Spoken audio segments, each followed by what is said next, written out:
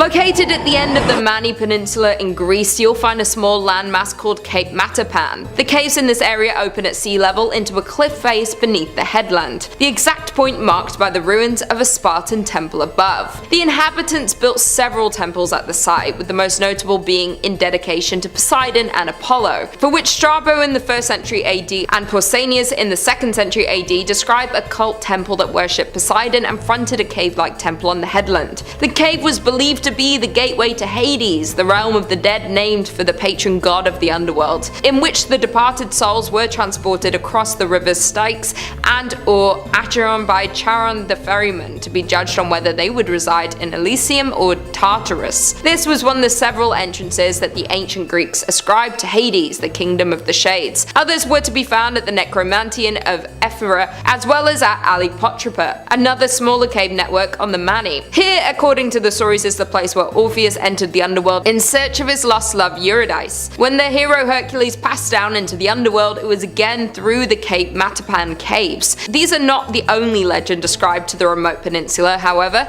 The Spartans viewed this as a highly significant place of worship, and they built several temples to their gods along the rocky headland. Most prominent amongst the surviving ruins are the remains of a temple dedicated to the sea god Poseidon, located on a hill directly above the cave to Hades. Another story related by Pausanias linked to the picturesque cape relates to the poet Arion, who escaped from pirates to be carried ashore by a pod of dolphins. A bronze statue of the poet riding a dolphin stands on the crest of the cape, not far from the ruins of a temple raised in honor of the sea god Poseidon. The caves at Matapan can still be entered by visitors, although a boat is required to pass through the watery mouth of this particular hellgate. In at number 4 we have Acton Tunichil Muknal Cave in Belize. Uncovered in 1980, the Acton Tunichil Muknal is a mine archaeological site that includes skeletons, ceramics, and stoneware. Acton Tunichil Muknal Cave, otherwise known as the Cave of the Stone Sepulchre, was first entered by the Mayans in AD 300 to 600. It was not until the late AD 700 to 900 that the Mayans went deeper into the cave to perform their ceremonies. The cave is a maze of chambers along with a cathedral-like area for ceremonial sacrifices. In the cave, archaeologists found numerous skeletons, but what makes it even creepier is the fact that most of the skeletons belong to sacrificed people. Many of the remains and artifacts are completely calcified in the cave.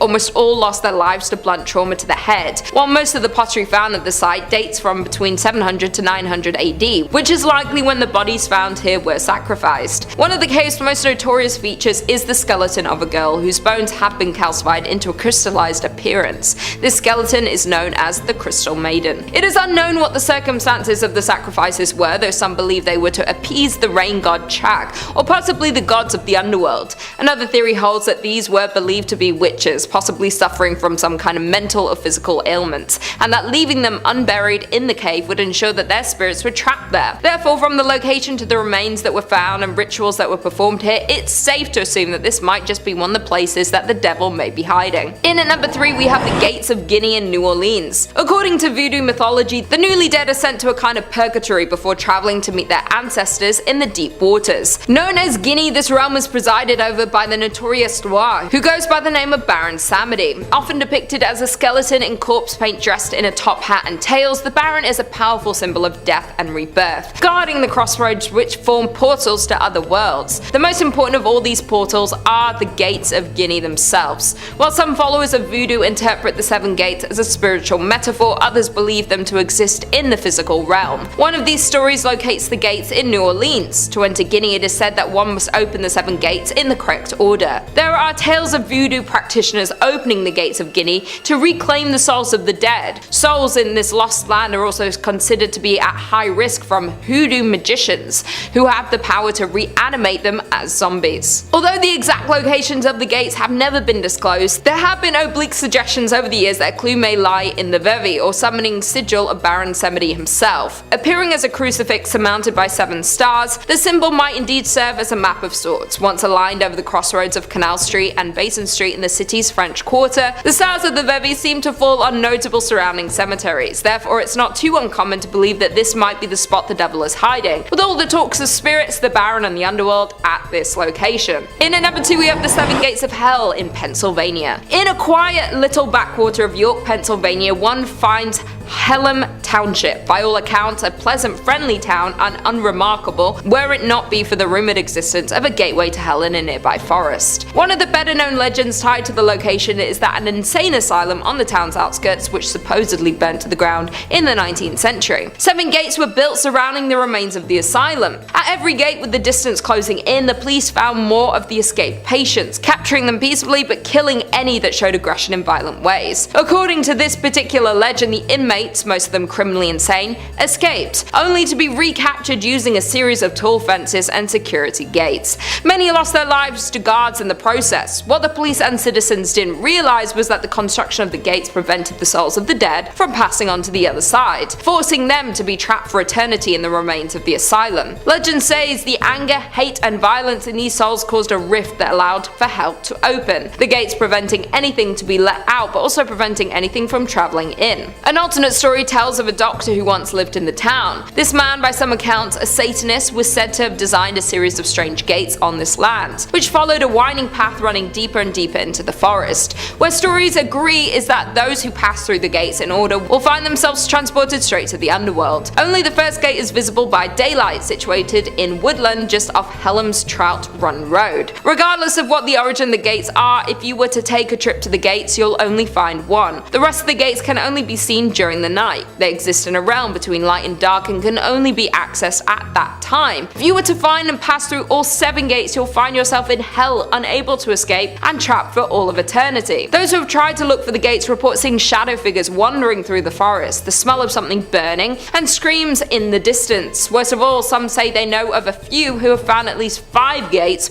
but went off looking for the 6th, they never returned. And finally, in number 1, we have Pluto's Gate in Turkey. Known as Pluto's Gate or Plutonian in Greek, the archaeological site in southwestern Turkey was discovered in 2013 after following the route of a thermal spring. The site matches closely the description of the temple to the underworld that disappeared in the 6th century. The most notable feature of this gate is that deadly vapor still is blown out of the gate. Additionally, this location was once used in ancient rituals to the gods of the underworld and still claims the lives of unfortunate birds who get too close. An archaeological dig revealed the remains of an ancient temple situated on a thermal spring, long believed to have been a gateway to hell. This well-documented temple of Pluto disappeared from record sometime around the 6th century. Amongst the distinguishing features of this particular gate are the toxic fumes that waft out from the tunnels beneath. In times of antiquity, these were often inhaled by the priests of Pluto, promptly sending them into hallucinogenic trance states. Writing at some time around the year 0 AD, the Greek philosopher Strabo claimed that any animal that passes inside meets instant death. Even now, the poisonous vapors claim the lives of birds that fly or nest too close to the ruins. Only the eunuchs of Cybele, an ancient fertility goddess, were able to enter the Hellgate without any apparent damage, the report said. With the mysterious deadly vapor and ancient rituals, the gods being transformed at this location, it's not hard to believe that the devil may just be lurking deep within the temple. Coming in at number 5, we've got the Ground Church Tower. Take one look at this ominous tower poking out of the water and tell me it's not cursed, or filled with treasure, and the treasure's cursed. Sure, it's a church, and churches are places of peace and light, but this one has a tragic story behind it. It was once a lovely place of worship located in South Tyrol, Italy. Folks would come and participate in some pretty average church activities. However, in the 50s, major change was on the horizon. The town needed a new source of energy. In the end, they decided that building an artificial lake would be the way to go. They filled a wide expanse with water and ended up flooding the church. I suppose it was cheaper just to leave some of the buildings as they were instead of demolishing them first. The result is stunning and a little bit ominous. These days, you can see the bell tower peeking out from the top of the water. The rest of the church is down below, wallowing in the murky depths. It sort of feels like a water level in a video game with plenty to explore and frustration abound. I mean, imagine descending into the depths and wading through the many waterlogged chambers hidden below. There could be anything waiting down there. Spirits of wildlife that may have been caught up in the artificial lake. The long-lingering ghosts of old churchgoers doomed to float about.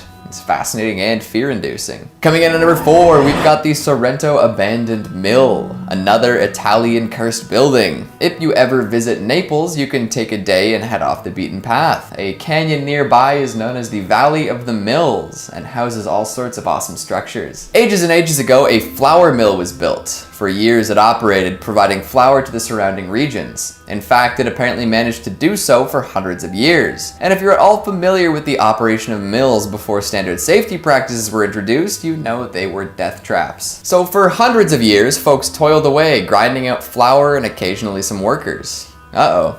Now, these deaths didn't mean that the mill had to close, it was seen as an occupational hazard of sorts. But then, in the late 19th century, it became isolated from the sea. Tasso Square was built, and this caused the mill to become less practical. Humidity rose in the area, and the mill was forced to shut down. Years later, the building was ultimately closed for good. So we've got a historic mill in a valley closed due to societal progress. Sounds like a recipe for ghosts or a curse to me. If you look at it these days, you'll agree. The mill has been totally overtaken by nature. Greenery has consumed the ancient structure, giving it a foreboding and abandoned look. Moss and lichens cover pretty much every square inch of the walls, essentially daring anyone to come and explore. But be careful if you do, it's hard to tell what might be hidden among the foliage. Maybe a mill worker's ghost missing some essential limbs, or a foreman who lost everything when the grindstones stopped grinding. I hope it was worth it. Progress.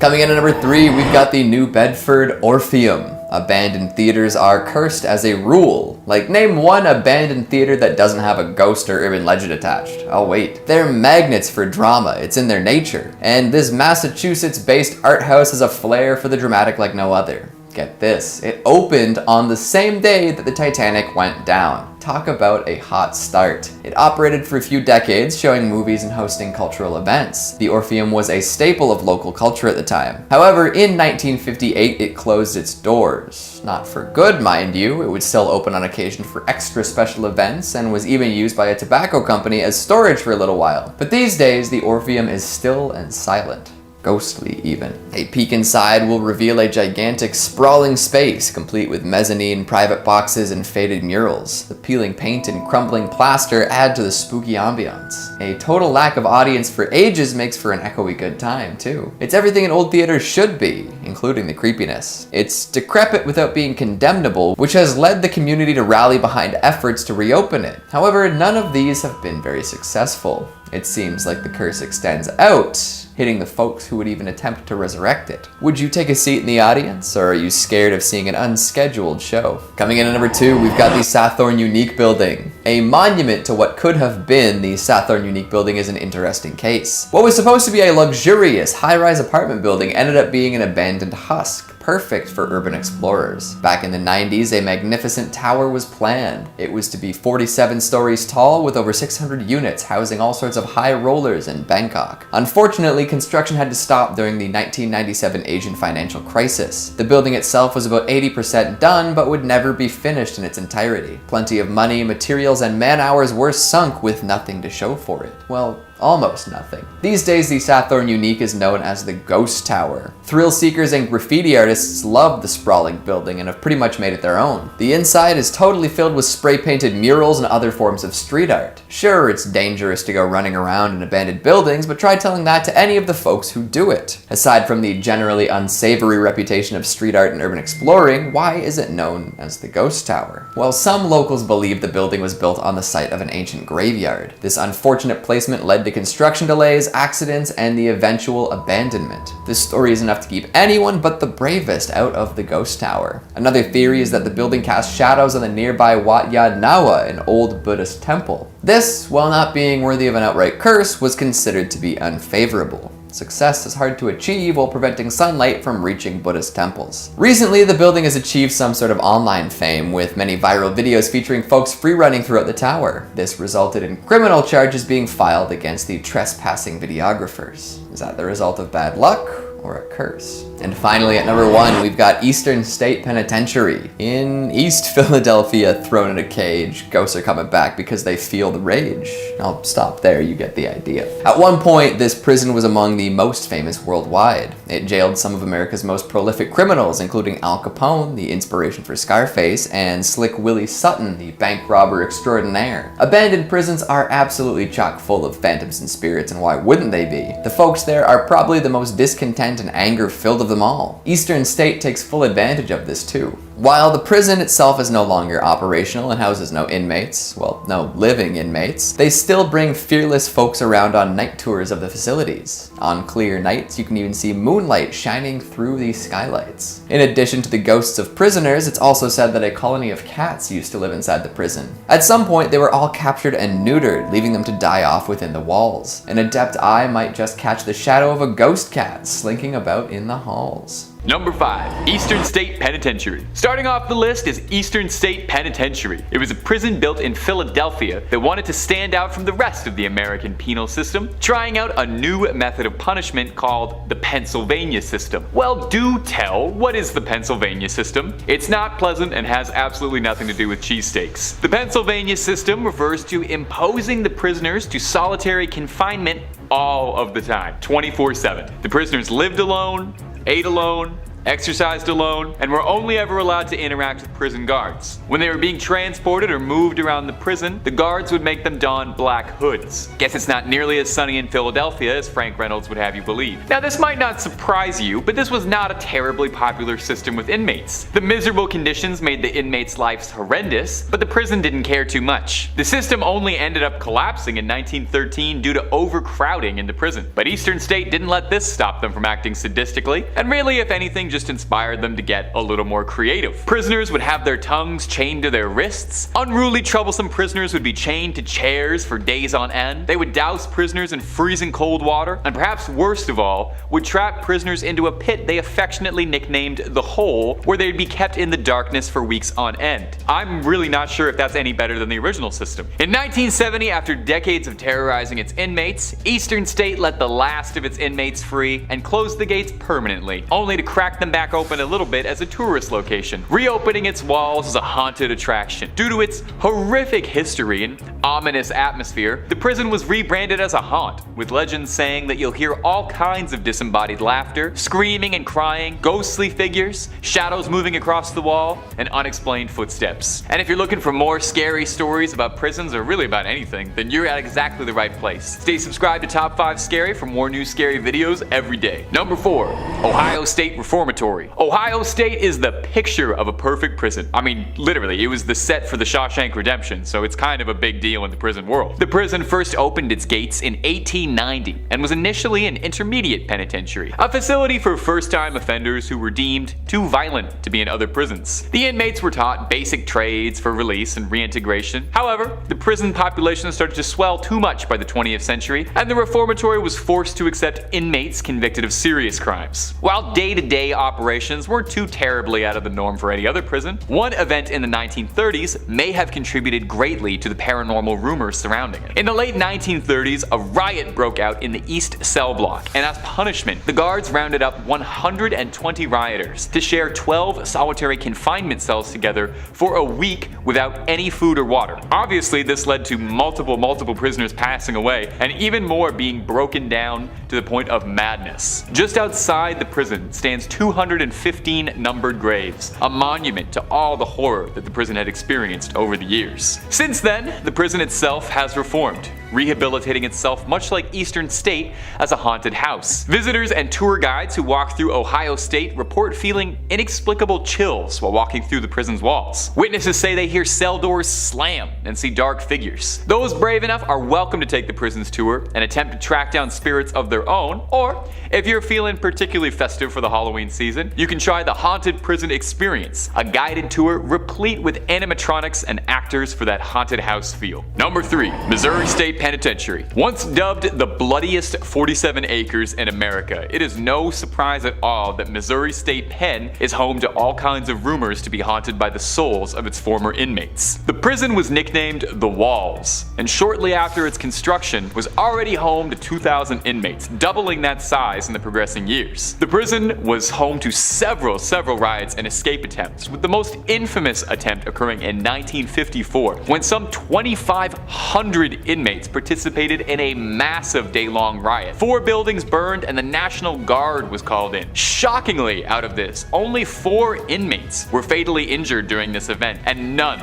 managed to escape, lending to the prison's hard reputation. Now, the prison has always been reported to be haunted, even during its operation, with both guards and inmates during its service claiming to see spectral apparitions. Most of the ghost stories come out of the prison's oldest building, the A building, home to some of the crueler punishments, including an underground room called the Dungeon, a dank, hostile basement with a low ceiling forcing prisoners into a subservient position where the only light that could be observed was a slit through the door. Modern visitors to the dungeon complain of the disgusting odor of bodies that's pungent, and they feel like they're being watched. Disembodied voices have even been picked up by EVP monitors while wandering through the dungeon. In the control room, visitors report occasionally seeing a spirit called Fast Jack, a medical practitioner from the prison's operating days, who can be seen appearing as a ghastly figure holding a clipboard and a white lab coat, frantically scurrying around the control room trying to carry out some duty from when he was alive, slamming lockers and opening doors. Several ghost hunting groups over the years have investigated the Missouri State Pen, including legendary ghost hunting hero Zach Baggins and the Ghost Adventures crew, finding mysterious voices and what looked like shadow people wandering the halls. Although the bloodiest 47 acres in America might have dried up and the walls are now open to the public, for the inmates who are still impounded there, it's as terrifying as ever. Number 2. West Virginia Penitentiary. Almost heaven. West Virginia. Blue Ridge Mountains and haunted prisons. The Appalachians might be home to one of the most beautiful parts of the United States, but West Virginia Penitentiary is anything but. In 1863, after West Virginia seceded from Virginia Classic, the new fledgling state needed its own prison, and Moundsville, West Virginia was chosen as the home for their new state pen. The prison's conditions were unlivable. West Virginia Penn frequently made the Department of Justice's top 10 violent prisons in the country. Idea for a new video. An infamous spot in the prison was known as the Sugar Shack, a small rec room for the inmates that served as a hotbed for all kinds of violent illegal activity. The prison is also home to a famous electric chair that an inmate was forced to build, nicknamed Ol' Sparky. Ol' Sparky is still standing there today. In the 1950s, the prison was so overcrowded that 3 prisoners at a time would be shoved into one cramped 7 by 5 foot cell. The men were kept like animals in cages. Riots and violent outbursts were fairly commonplace. The prison was overcrowded, dilapidated and run down, and staffed by overwhelmed guards. Eventually, the prison would be forced to open its gates, decommissioning as a prison and shipping all of its inmates elsewhere. The building still stands and is used as a training facility for law enforcement officers, but it's been said that the spirits of those whose lives ended here still wander. Hunters report equipment malfunctioning walking by the Sugar Shack or any of the cell blocks where the more violent inmates were housed. Reports of banging on the walls late at night, as well as random screams, are fairly commonplace too. The prison was reportedly haunted while inmates still populated it, with some of the earliest stories of hauntings stemming from the 1930s. It's thought that the prison was built on top of an indigenous gravesite of the Adena people, which has led to some speculation as perhaps an explanation for the hauntings. Like most of the prisons on this list, if you're curious enough yourself, West Virginia Penn is available to visit for tours, and you can even pop by the Sugar Shack and Ol' Sparky. And finally, number 1, Alcatraz. Alcatraz might very well be the United States' most infamous prison. On Alcatraz Island, just outside of San Fran, lies the notorious jail, built to house America's most deadly inmates, like Al Capone, Arthur Barker, or George Kelly. It was home to a legendary breakout that was made into a film, Escape from Alcatraz, and also set the stage for Michael Bay's action classic The Rock, which was about breaking into Alcatraz. The prison was built to drain the hope out of inmates, to break the spirits of the most rebellious inmates, and was legendary for its awful conditions. Tiny cramped cells, indifferent guards, and frequent bouts of violence and riots were all commonplace. It was once referred to as the Great Garbage Can of San Francisco, where every other federal prison dumped their worst apples. So it's no surprise, given its brutal conditions, that the island is home to several spirits and hauntings from souls that just can't move on. Most ghost investigators report that the hottest spot for paranormal activity in the building is cell 14D, a cell that was also nicknamed the Hole. Gotta wonder if they borrowed that from Eastern State. It was where the most unruly prisoners would be kept when they were being difficult. It's been said that even walking by 14D, you'll immediately feel something's wrong, as if a dark dark presence or energy is in the room with you. An inmate once spent his last days in 14D screaming that he was being hunted by an otherworldly creature. Visitors report hearing crying and moaning while walking through cell blocks A, B, and C, where most of the population would have been kept. It's said that a ghost named the Butcher walks through these halls after an inmate named Butcher Malkowitz, a mob hitman, was whacked by another inmate. Now, if this isn't enough haunting for you, some dark tourists also report hearing discordant, disembodied banjo strumming, thought to be a holdover from the spirit of Al Capone, who used to play his banjo in the prison band. Although the prison was decommissioned in 1963, it reopened shortly after, now as a museum and a haunted tour popular with Bay Area locals and visitors curious about learning about one of America's darkest prisons and perhaps its most haunted. Visit if you dare, but just make sure you're able to leave. Number 5, the Mary Celeste. Probably the most famous mystery ship on our list today is the Mary Celeste, a merchant brigantine that was found drifting in December of 1872 off of the Azores with her crew of 10 nowhere to be found. The Canadian brigantine De Gratia found her in a disheveled but seaworthy condition under partial sail and with her lifeboat missing. There were also signs that something had gone wrong. To be specific, one of its pumps was dismantled, but once again, that ship was still seaworthy, and there was no hint as to why the crew and passengers had abandoned it. The last entry in her log was dated around 10 days earlier. She had left New York City for Genoa on November 7th and was still amply provisioned when found. Her cargo of alcohol was intact, and the captain's and crew's belongings were undisturbed. None of those who had been on board were ever seen or heard from ever again. Among the missing was the captain, his wife, and their very young daughter. On December 23rd of 1872, during a court hearing to try and establish just what happened, Frederick Soliflude, who was the Attorney General of Gibraltar, ordered an examination of the Mary Celeste, which was carried out by John Austin, surveyor of shipping, with the assistance of a diver, Ricardo Fortunato. Austin noted cuts on each side of the bow caused by a sharp instrument, and found possible traces of scarlet fluid on the captain's sword. His report emphasized that the ship did not appear to have been struck by heavy weather, citing a vial of sewing machine oil found upright in its place. Now, Austin did not acknowledge that the vial might have been replaced since the abandonment, nor did the court raise this point. Fortunato's report on the hull concluded that the ship had not been involved in a collision or run aground. A further inspection by a group of Royal Naval captains endorsed Austin's opinion that the cuts on the bow had been caused deliberately. They also discovered stains on one of the ship's rails that might have been bodily fluids, together with a deep mark possibly caused by an axe. These findings strengthened Flood's suspicions that human wrongdoing, rather than natural disaster,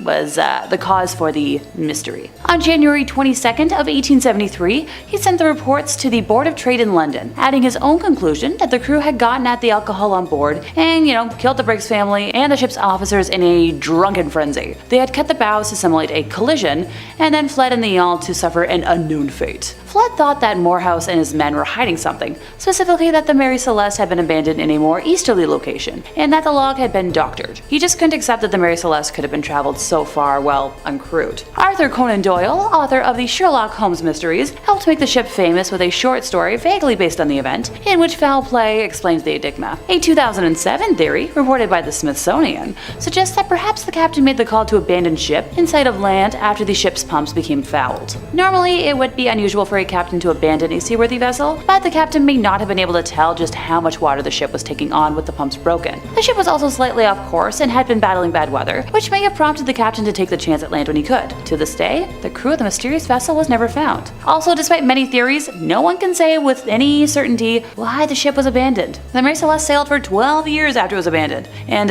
finally struck the Rhyolite Reef off of the coast of Haiti and became stuck there. And it's still there. It was discovered in 2001. Let me know what your theory is in the comments. Number 4, the Carroll A. Deering. This ship was built in Bath, Maine in 1919 by the G.G. Deering Company for commercial use. One of the last large commercial sailing vessels, the ship was designed to carry cargo and had been in service for a year when it began its final voyage to Rio de Janeiro, Brazil. So the cargo ship and its 10-man crew successfully made it to Rio de Janeiro in 1920, despite needing to change captains when its original one fell ill, but something strange happened on its way back to Virginia. A lightship keeper in North Carolina said a crewman who didn't seem very officer-like reported the ship had lost its anchors while the rest of the crew was milling about suspiciously. The ship was still in good condition when it was spotted from Cape Hatteras on January 31st of 1921 before it was torn apart on the Diamond Shoals. Another ship spotted the Carroll A Deering near Outer Banks the next day in an area that would have been a strange course for a ship on its way to Norfolk, Virginia. Now, if someone wants to fight me on that pronunciation, I swear I consulted a couple of friends who live in Virginia for that one. The following day, a shipwreck was spotted,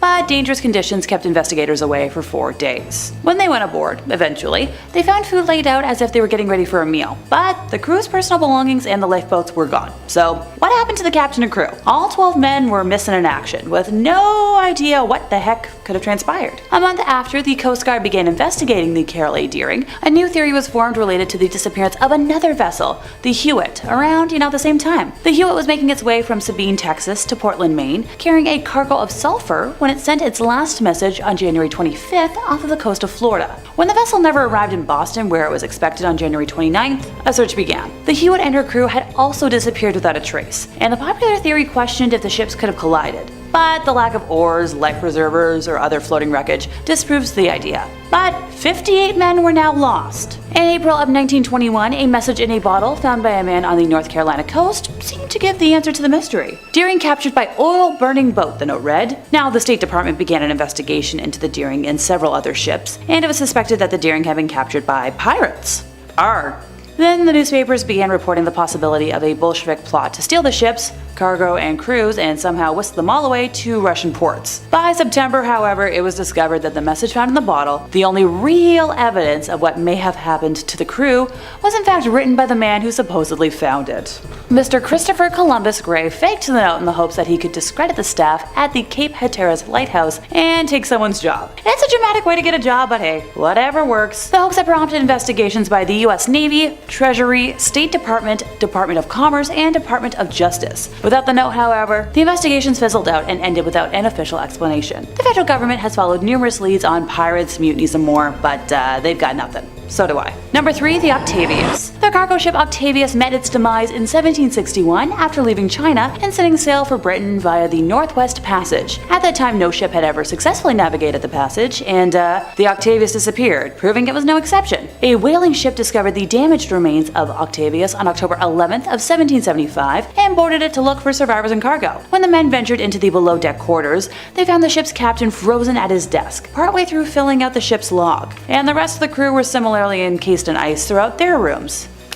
Brr. The whalers snatched up the ship log and fled the Octavius, leaving behind all, including the first and last entries, which were stuck to the desk. The log revealed that the Arctic temperatures and ice captured the Octavius around 250 miles from Barrow, where all those aboard perished on November 11th of 1762. The whalers, however, found the boat near Greenland, meaning it somehow made its way through the Northwest Passage, even with its crew frozen solid. Look, while Frozen might not be my favorite Disney movie ever, did anyone think to check in with Elsa or any of her ancestors? This just seems like a magical accident that could easily be undone. I'm just saying. Number 2, the MV Joyita. This ship was a 70-foot luxury yacht built in Los Angeles in the United States and launched in 1931. Roland West, who was a famous Hollywood director in the 1920s and 30s, was the first owner of the ship, naming it after his wife, Jewel Carmenil, calling the ship Joyita, which means little jewel in Spanish. The ship spent much of the 1930s cruising the west coast of the United States under both Roland West and its subsequent owner, Milton Beacon. It became a Pacific patrol boat during the Second World War, patrolling the seas around Hawaii.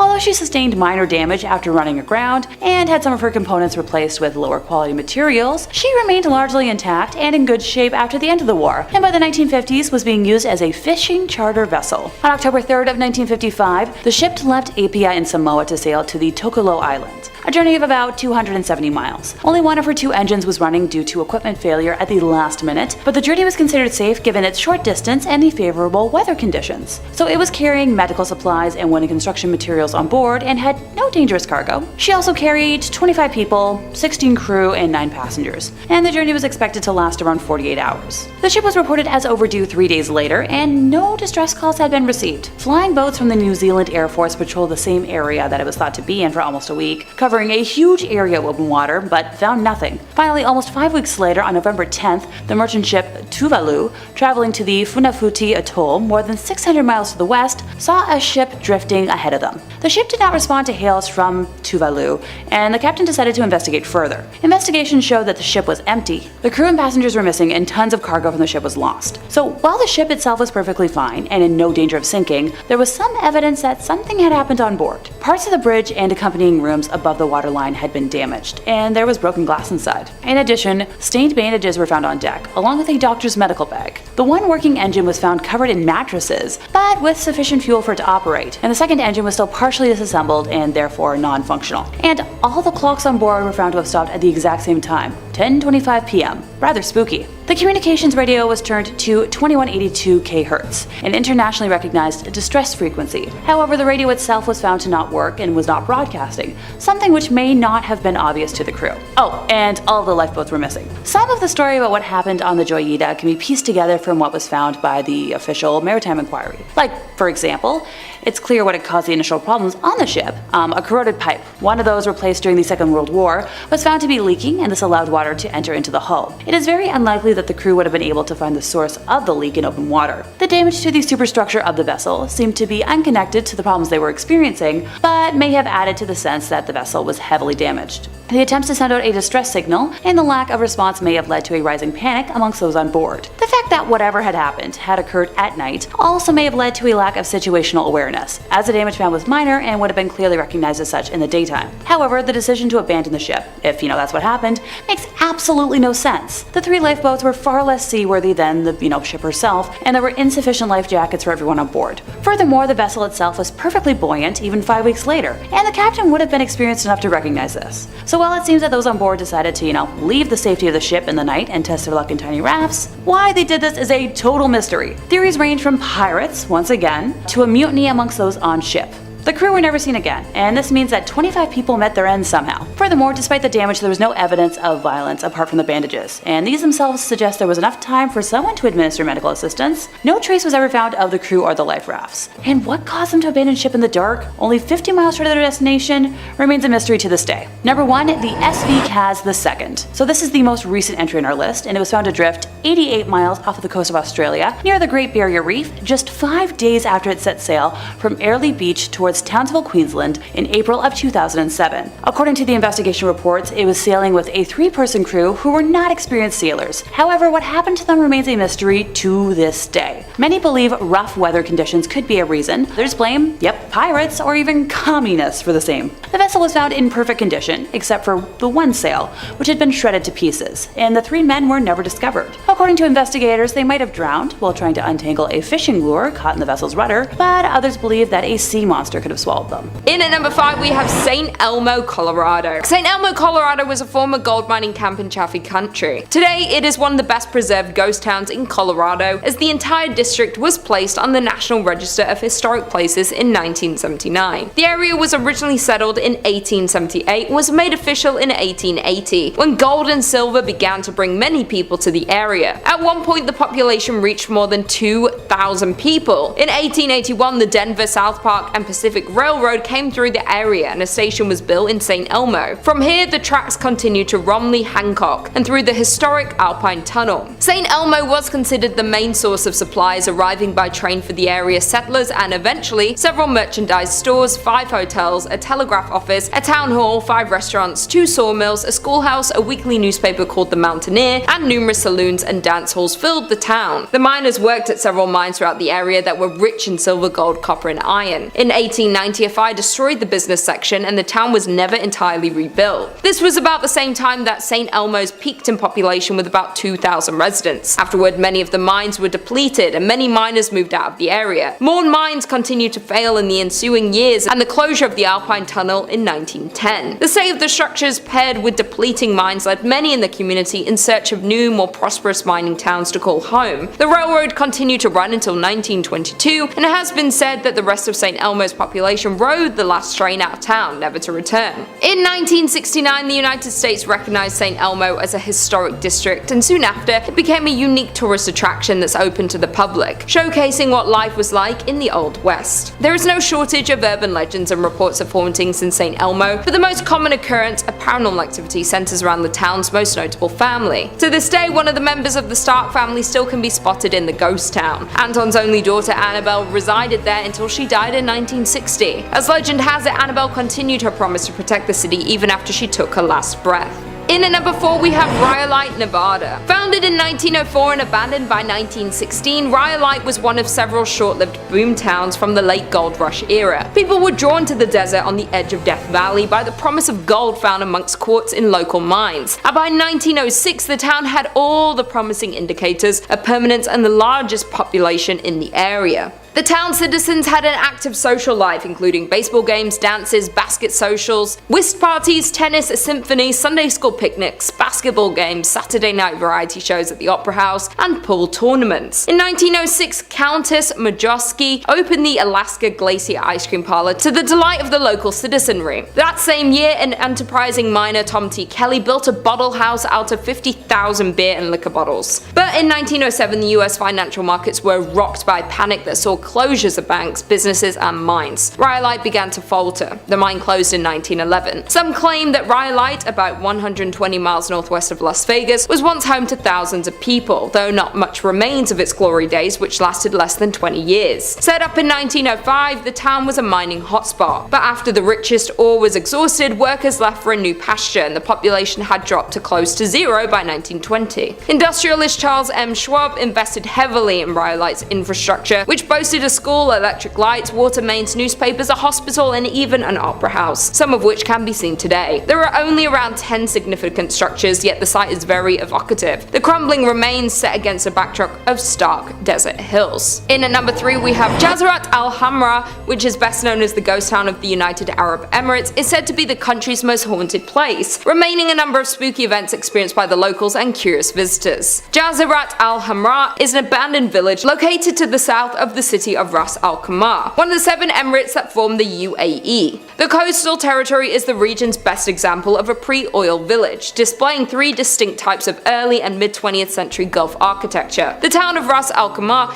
is the crumbling remains of a once thriving fishing village. The name translates to Red Island for the red and bronze color of the sand on which the town was built. The former tidal island was predominantly home to the Zab tribe, who by 1831 developed the area into a renowned pearling trade center, was home to over 4,000 inhabitants and dozens of fishing and trading ships, and with its good fortune came expansion that continued well into the start of the 20th century. But by 1968, Al Jazirat Al Hamra became nothing more than an abandoned town, due to a clash between the tribe and Sheikh Saka bin Mohammed of Ras Al Khaimah due to some unclear reasons. Thus most of them migrated to Abu Dhabi. The village consisted of 334 buildings, including 18 shops and 11 mosques, and is nearly unchanged since its people left in 1968. Al Jazirat Al Hamra, now filled-in patch of land in the south of Ras Al Khaimah, remained abandoned and untouched. However, rumor has it that this extraordinary quiet and silent village is extremely haunted by the jinns. People even gossip that they can hear the strange noise and disembodied voices near the beach of this ghost village. Many visitors also assert that they felt uneasy, like danger was lurking, waiting for them when they pressed on further into the haunted village. Some of them even claim to have reported seeing unexplainable handprints on the ruined pillars and walls and experienced many more paranormal things within this haunted ghost town. In at number 2 we have Pyramiden, Norway. Some say that the Soviet town of Pyramiden, Norway was abandoned overnight and for a good reason. Located in Svalbard, an archipelago situated between Norway and the North Pole, Pyramiden can be reached by boat from about mid-May until the beginning of October, when waters bordering the town are free from sea ice. Established in the 17th century, the town was used as a base for whaling and walrus trapping. Though at the start of the 20th century the culture shifted to coal mining. At first Pyramiden was a sleepy place with hardly any residents at all, but after World War II the Soviets allocated more money to the town. They constructed dozens of new buildings, including a hospital, a recreation centre called the Cultural Palace, and a large cafeteria. In the 1980s the town's population reached its peak of more than 1,000 people, but not long due to the wake of the Soviet Union's dissolution the town would be left completely abandoned. As when the Soviet Union fell apart, mining stopped in Pyramiden and the miners had to leave. On March 31st, 1998, the last coal was extracted from the mine and the approximately 300 workers who still lived there began shipping out. The residents never returned, and today the town still stands much as it was when the last men departed. And finally, in at number 1 we have Batsto Village, New Jersey. There are around 28 known ghost towns in New Jersey, but this one has to be the most terrifying. Founded in 1766, the Batsto Village was built primarily to accommodate once prosperous ironworks. At the time, the site possessed three valuable resources: water for mills, abundant wood for charcoal, and naturally occurring bog iron. During the Revolutionary War, Batsto supplied the Continental Army with iron, while its remoteness protected it from British attack. In 1784, Batsto was bought by William Richard, whose family owned and operated the ironworks for 92 years. Following the discovery of coal and ore in Pennsylvania, in the 1840s the iron industry began to dwindle in the Batsto Village. Nervous they were going to run out of business, the Richards family exploited another abundant local resource, sand, to make glass. But in 1874 a house fire spread and destroyed the glass making facilities, remaining furnaces, and 17 houses that were in the town. Due to the destruction of the glass facilities, the town of Batsto and the Richards family fell into bankruptcy.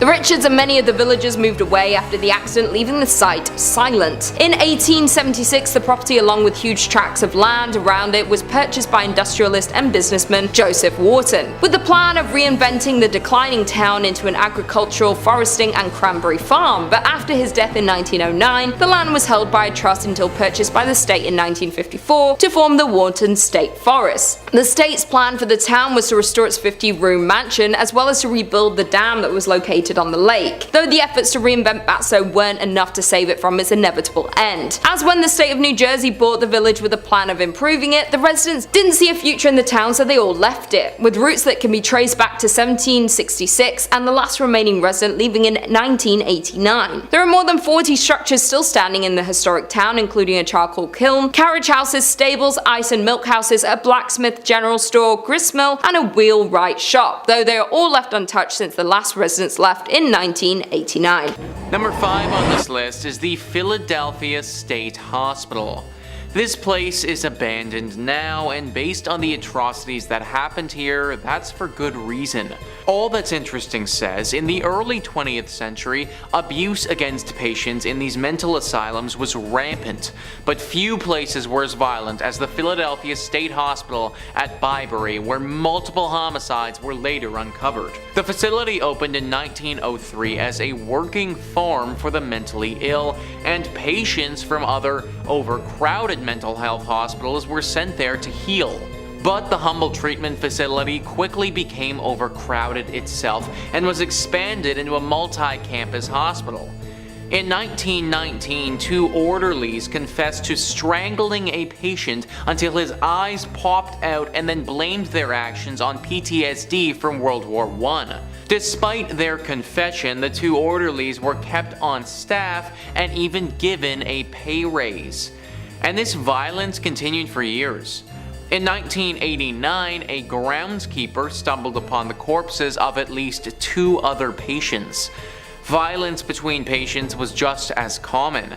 At least one staffer reported witnessing a patient stabbing another patient with a sharpened spoon in 1944. Unethical medical practices were also reportedly carried out in the now abandoned asylum. The pharmaceutical company Smith, Kline & French owned a lab at the hospital where they allegedly conducted questionable testing on patients, likely without their consent. They had people working here who literally murdered one of the patients, and instead of doing anything about it, they just gave them a raise. These were different times back then, folks, and this asylum saw all the bad parts of this era. This murder happened all the way back in 1919, and this hospital kept running like this all the way until 1990. 1990 isn't that long ago, guys. We are only a few decades removed from this horrible institution operating. And the crazy part about all of this is that a place like this is meant to help people. What a joke that ended up being. Number 4 on this list is the Beechworth Asylum. This asylum has definitely been talked about on this channel before in relation to haunted asylums. All That's Interesting says, in October 1867, the sprawling Beechworth Lunatic Asylum was opened in Australia. The facility was built on a hill due to the erroneous belief at the time that high altitude could cleanse patients of their mental illnesses. As was typical of early institutions, the abandoned asylum took in a massive number of patients. At its peak, it housed about 1,200 patients and employed 700 staff members. Also, like most facilities of the 19th century, the treatments at Beechworth were notoriously violent. Doctors subjected patients to straitjackets and shackles. Electroshock treatments were common practice there, so much so that they were reportedly mass shock sessions where nearly the entire patient population was shocked simultaneously. Given the extent of the mistreatment that took place at the asylum, it may not come as a surprise that the facility, which was finally closed in 1995, is said to be extremely haunted. Those who worked at the hospital during its last years alleged that the hauntings began long before the hospital was shuttered. The most famous ghost who's seen these days is Matron Sharp. She was said to watch over the patients as they were shocked by the other nurses and doctors. If you ever saw her coming to your room, then there was a good chance the shock therapy was coming for you next. Now you can sense her due to a dramatic cold presence that fills the room. Number 3 on this list is the Riverview Hospital. This hospital is located in British Columbia and was still operating and doing some horrible practices way longer than anyone would care to admit. It was first built in the early 1900s in a less populated part of BC. It had almost 250 acres of land to itself and a bunch of different buildings that served various purposes. There was one building called the West Lawn Pavilion, which actually was said to house the most disturbed male patients in the whole country. This part of the hospital eventually shut down in 1983, but the rest of the place, where a bunch of questionable practices were going down, that didn't shut down until 2010. That's right, guys, 2010. Literally only 12 years ago, this place was still operating. Reports revealed that the hospital still employed electroshock therapy in the 21st century and allegedly illegally sterilized a number of patients. In 2005, 9 women received settlements totaling $450,000 following a joint lawsuit filed against the facility over the alleged sterilizations. As much as I want so badly to believe that we are out of this era of poor mental health, we might not fully be. That happened just over a decade ago. If you were sent to this place only a few years prior, then you may have had to deal with this.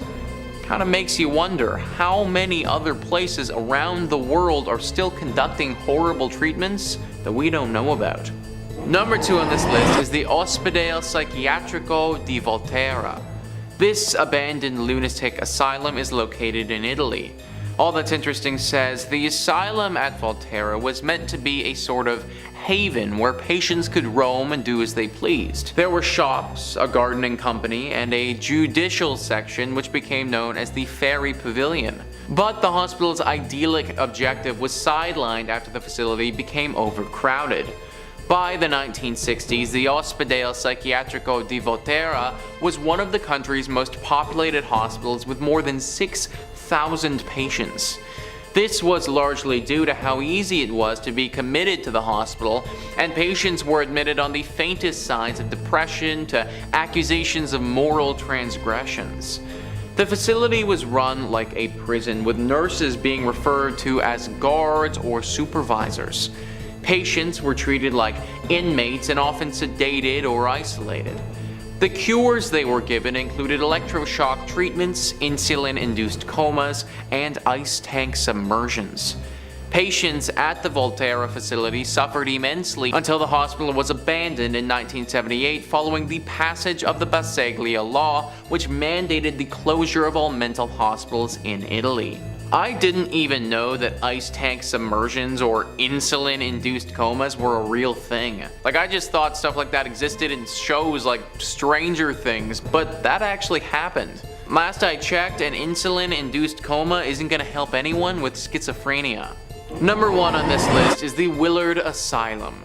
Once again, guys, we have an asylum who initially wanted to help people but ended up doing the exact opposite. All That's Interesting says Willard was a state-of-the-art facility that featured a gymnasium, arts and craft classes, a movie theater, and even a bowling alley. It was meant to be a place where people living with mental illnesses could either devote themselves to their recovery or live in a safe and active environment. One of the hospital's main missions was to treat patients with the goal of preparing them to rejoin society. Despite this ideal, the hospital fell victim to the incomplete ideas and harsh treatments of its day. Patients were still subjected to electroshock therapy and ice baths, and some patients were kept at the asylum until their deaths. Many were buried under unmarked tombstones that still dot the abandoned asylum's grounds. The hospital was finally shut down in 1995. Perhaps most tragic about the asylum's history, however, was the discovery of hundreds of suitcases that were found cataloged in the hospital's attic upon its closure. These were the belongings of patients who died in the hospital and were unclaimed by next of kin. The staff was apparently unable to throw these mementos away. Hundreds of suitcases, guys. Not 1 or 2 or 10, hundreds. That's hundreds of people who died here and were put in unmarked graves. Hundreds of people who died here and whose families either didn't care enough about them to go claim their belongings or were never informed that they died. I'm so happy that times have changed and the stigma around mental health and its treatment is lifting. 100 years ago, the last thing you would have wanted is to have someone try and help you with whatever it is that you're dealing with.